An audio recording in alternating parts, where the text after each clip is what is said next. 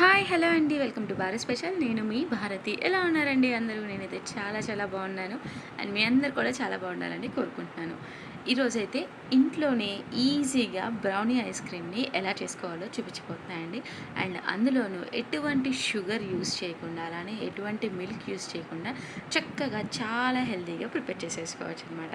First అయితే ఒక 15 to 20 ఆల్మండ్స్ని, అంటే మనం ఎంత క్వాంటిటీ అయితే చేసుకోవాలనుకుంటున్నామో దాన్ని బట్టి ఒక 10 to 15 కానీ, లేదంటే 15 to 20 ఆల్మండ్స్ కానీ ఇలా కొంచెం హాట్ వాటర్లో బాదం పప్పును నానబెట్టేసేసి చక్కగా ఇలా పీల్ చేసేసుకొని ఇలాగా బ్లెండర్లోకి యాడ్ చేసేసుకోవాలండి. అండ్ ఇలాగా బ్లెండర్లోకి యాడ్ చేసుకున్న తర్వాత ఇందులో కొంచెం వాటర్ యాడ్ చేసేసి చక్కగా స్మూత్ పేస్ట్ లాగా మనకి పాలు ఎలా అయితే ఉన్నాయో సేమ్ అలాంటి టెక్స్చర్లోనే మనకి వస్తుందండి.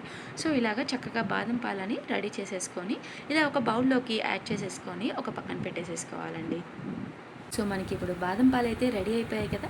అండ్ ఇంకా ఐస్ క్రీమ్ ప్రిపరేషన్ చూసే ముందు మన ఛానల్ కనుక ఎవరైనా ఫస్ట్ టైం చూస్తున్నామంటే ప్లీజ్ సబ్స్క్రైబ్ చేయండి, అలానే పక్కనున్న బెల్ ఐకాన్ని కూడా హిట్ చేయండి. అండ్ ఇప్పుడు అదే బ్లెండర్లో ఒక హాఫ్ కప్పు ఓట్స్ని యాడ్ చేసుకున్నానండి. మీరు ప్లెయిన్గా ఉండే ఏ ఓట్స్నైనా కూడా యాడ్ చేసేసుకోవచ్చండి. అండ్ ఇవి ఒక హాఫ్ కప్ యాడ్ చేసుకున్న తర్వాత దీనిలోనే ఒక 5 to 6 జీడిపప్పు అండ్ అలానే ఒక 5 to 6 వాల్నట్స్ కూడా యాడ్ చేసుకున్నానండి. అలానే ఒక స్పూను వేయించి పెట్టుకున్న శనగిత్తనాలన్నమాట. సో వీటిని కూడా యాడ్ చేసేసుకొని జస్ట్ ఒక స్పూను బెల్లాన్ని యాడ్ చేసేస్తున్నానండి. అండ్ దాంతోపాటు ఒక 3 ఖర్జూరాలండి. అండ్ ఇవి కొంచెం మెత్తగా ఉంటాయండి, మరీ గట్టిగా ఉండనమాట. సో వీటిలో సీడ్ తీసేసేసి ఒక 3 ఖర్జూరాలని వీటిలో యాడ్ చేస్తున్నానండి. సో మనకి నార్మల్గా మార్కెట్లో అయినా దొరుకుతాయి, అండ్ అలానే ఆన్లైన్లో కూడా దొరుకుతాయండి, అవైలబుల్గా ఉంటాయన్నమాట.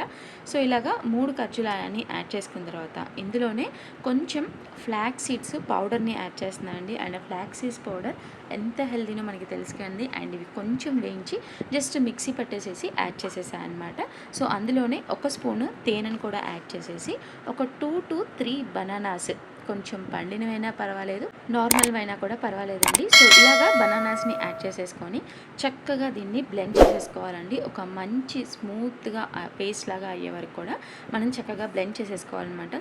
ఇలా చక్కగా బ్లెండ్ చేసేసుకున్న తర్వాత కొంచెం మీకు పలుగ్గా కానీ అలా ఏమైనా ఉన్నా కూడా వాటర్ ఏమీ యాడ్ చేయకుండా జస్ట్ మనం ఆల్రెడీ ముందుగా ప్రిపేర్ చేసి పెట్టుకున్న బాదం పాలని యాడ్ చేసేసి ఒక 5 minutes పాటు చక్కగా స్మూత్గా బ్లెండ్ చేసేసుకోండి.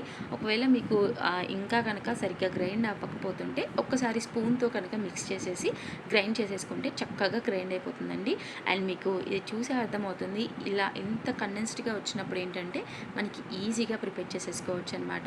ఎటువంటి చాక్లెట్ ఫ్లేవర్స్ యాడ్ చేయకుండానే చక్కగా పిల్లలు కూడా చాలా చక్కగా ఇష్టపడతారండి. సో దీన్ని ఒక బౌల్లో యాడ్ చేసేసుకొని చక్కగా కవర్ చేసేసి రిఫ్రిజిరేట్ చేసేసుకుంటే మనకి ఒక 2 to 3 hours పాటు చక్కగా మనకి బయట చేసుకున్న ఐస్ క్రీమ్ కంటే కూడా ఈ ఐస్ క్రీమ్ చాలా టేస్టీగా ఉంటుందండి. సో నేనైతే చక్కగా రిఫ్రిజ్ చేసిన తర్వాత ఓపెన్ చేశాను అనమాట. అండ్ టేస్ట్ అయితే మాత్రం చాలా బాగుంది. అండ్ మా పిల్లలకైతే మాత్రం బాగా నచ్చిందనమాట. బయట కొనే ఐస్ క్రీమ్స్ కంటే కూడా ఇలా హోమ్ మేడ్ ఐస్ క్రీమ్స్ చాలా టేస్టీ అండ్ హెల్తీగా ఉంటాయి కదా. సో మీకు నచ్చితే ఖచ్చితంగా లైక్ చేసి ఫ్రెండ్స్ అండ్ ఫ్యామిలీకి ఖచ్చితంగా షేర్ చేయండి. Thank you for watching. Signing off మీ భారతి.